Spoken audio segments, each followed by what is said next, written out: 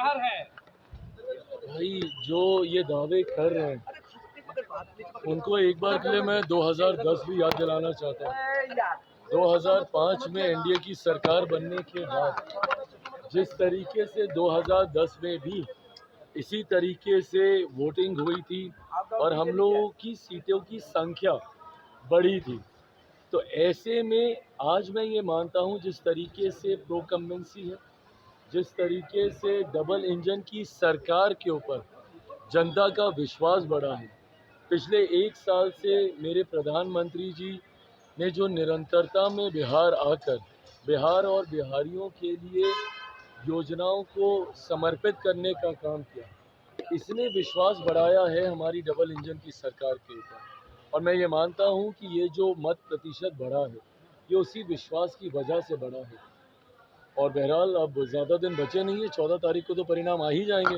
But जो feedback हम लोग के पास आ रहा है, जितने सर्वेस, जितने रुझान हम लोग के पास आए हैं, इस बात में हम लोग को कतई कोई संदेह नहीं है कि आउट ऑफ 121 सीट्स हम लोग 100 सीटें, 100 के आसपास की सीटें हम लोग बहुत आराम से जीत रहे हैं। मैं खुद अगर अपनी सीटों की बात करूं, 14 सीटों पर हम लोग चुनाव लड़ रहे थे, मैं मरोड़ा को भी उसमें जोड़ रहा हूं, जिसमें निर्दलीय प्रत्याशी को एनडीए ने अपना समर्थन दिया। अगर मैं उनकी भी मैं बात करूं तो 14 की 14 सीटों पर कल रात भर तक हम लोग फीडबैक ले रहे थे।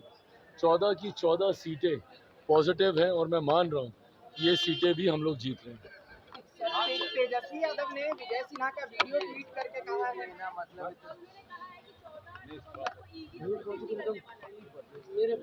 ये सारी बातें कहने का मैं समझ सकता हूँ, चुनाव का समय है, उनको भी अपने कार्यकर्ताओं के मनोबल को बढ़ाए रखना है, इसीलिए वो ये सारी बातें कह रहे हैं।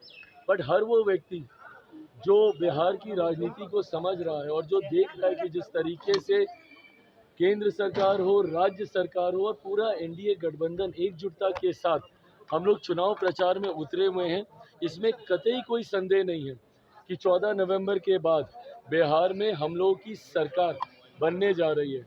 और जिन लोगों को वापस से ईवीएम का जिन निकलते हुए समझ में आया, तो ये तो वही लोग हैं ना जो अभी तक ईवीएम को गाली दे रहे थे। अब इन लोगों को एक नया बहाना मिल गया है एसआईआर का लेके, और वोट चोरी वोट चोरी वोट चोरी बोलकर ये अब नए बहाने के ऊपर ही आ गए।